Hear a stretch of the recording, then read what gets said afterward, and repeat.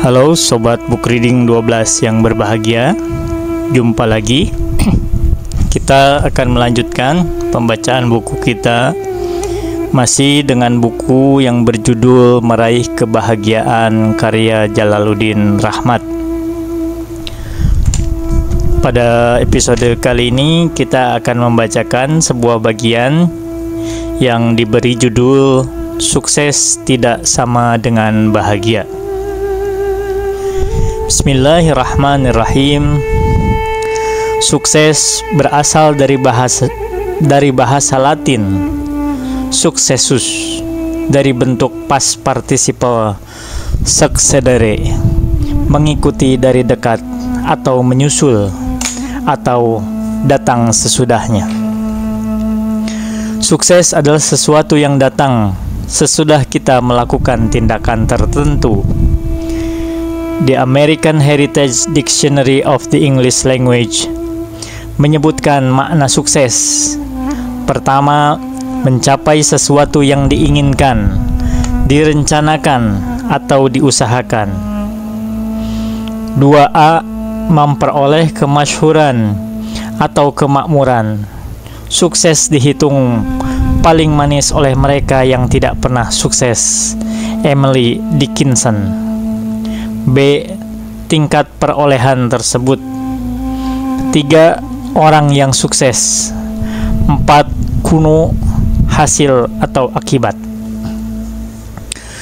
Sukses berkaitan dengan hasil usaha atau akibat dari usaha untuk meraih apa yang kita inginkan. Boleh jadi ada perbedaan antara orang-orang yang berlainan tentang apa yang diinginkan. Ibu rumah tangga dalam cerpen Sapardi ingin memperoleh penghasilan tambahan untuk menghidupi keluarganya.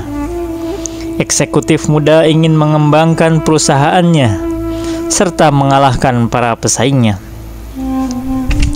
Inul tentu ingin mempertahankan popularitasnya. Matt Biondi ingin memperoleh medali dalam Olimpiade. Mahasiswa ingin memperoleh gelar, walaupun ia mengatakan dengan bangga bahwa ia menguasai sains dan teknologi. Dosen ingin mencerdaskan bangsa, walaupun ia menyembunyikan keinginannya untuk mendapat gaji tetap betapapun kecilnya dengan kerja yang sedikit. Jemaah menghadiri pengajian karena ingin meningkatkan iman, walaupun sebagian di antaranya datang ke sana untuk mencari hiburan.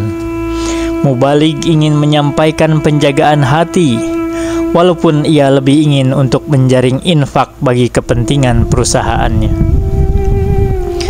Bila orang sudah berhasil memenuhi keinginannya, ia merasa bahagia, karena bahagia adalah memperoleh yang kita inginkan.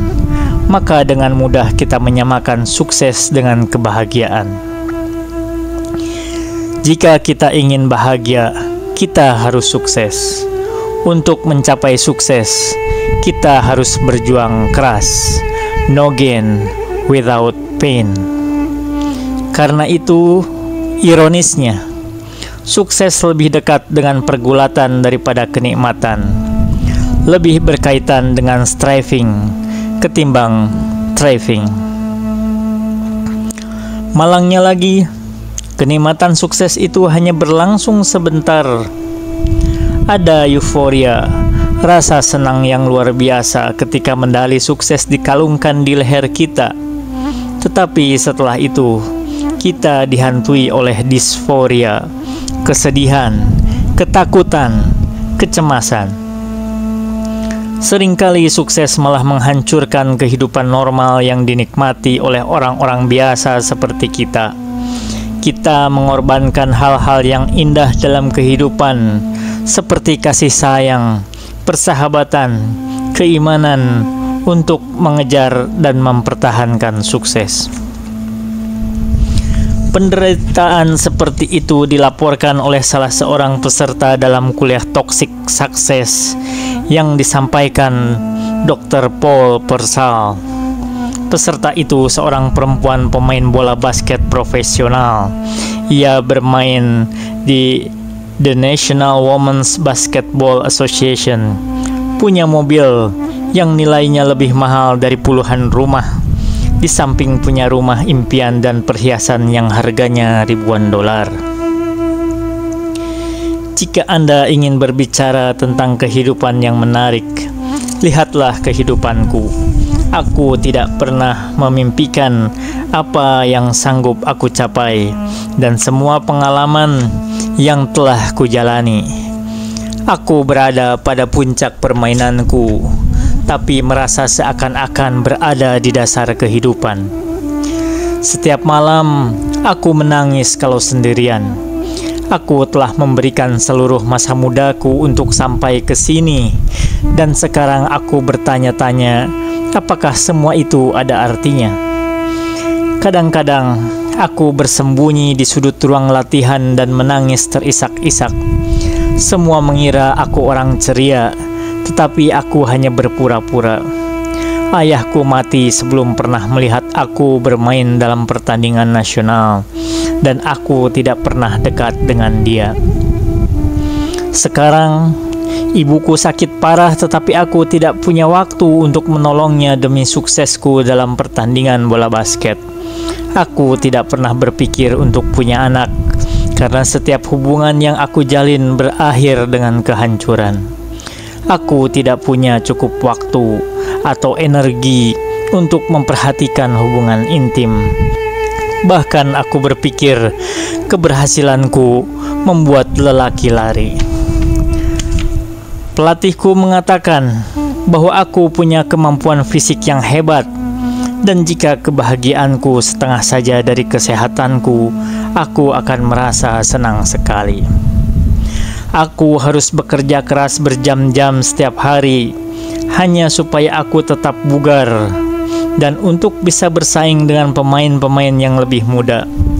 Mereka makin lama makin cepat, dan mereka bersedia mengorbankan apapun untuk menggantikan posisiku.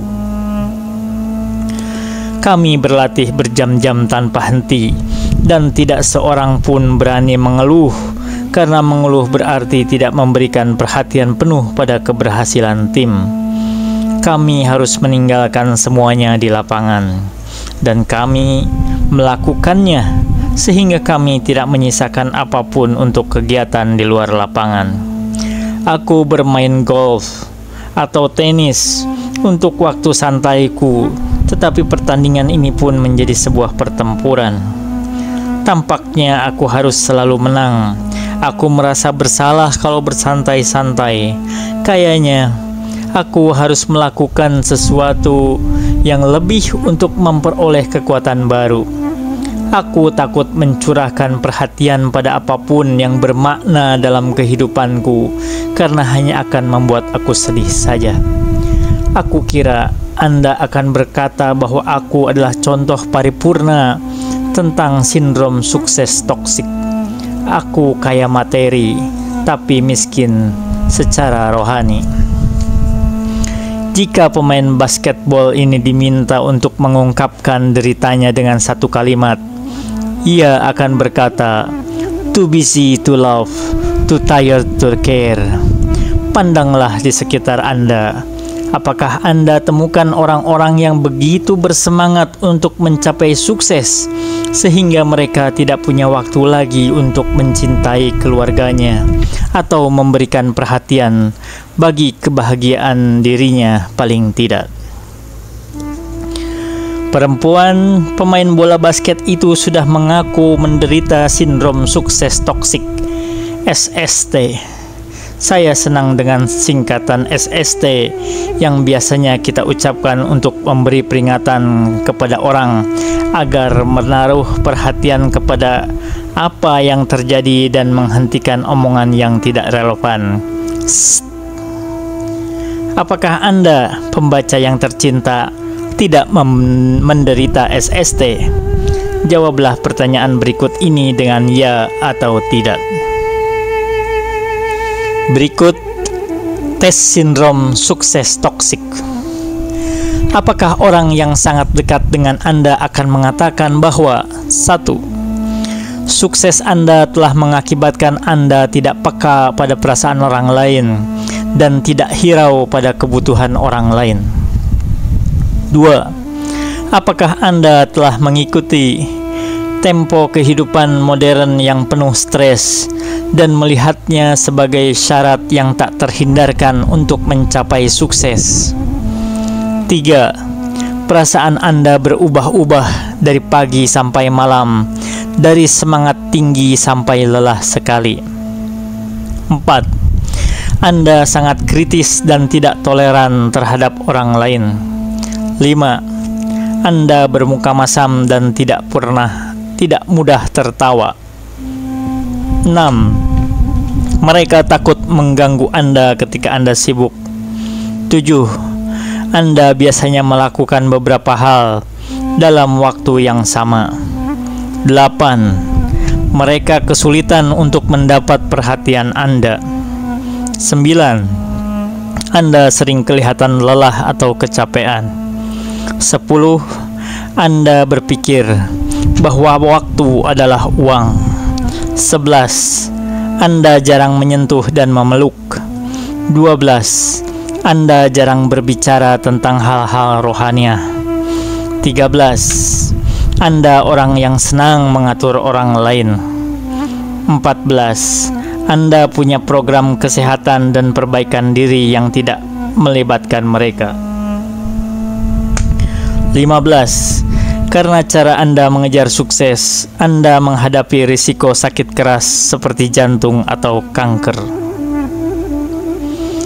Tes ini adalah karya Dr. Persal untuk mengetahui 15 tanda orang yang menderita sukses yang beracun.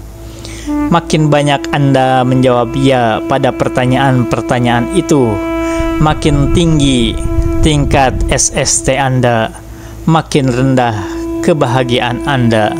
Wa ma taufiqi illa billah. Alaihi tawakkaltu wa ilaihi unib. Wassalamualaikum warahmatullahi wabarakatuh.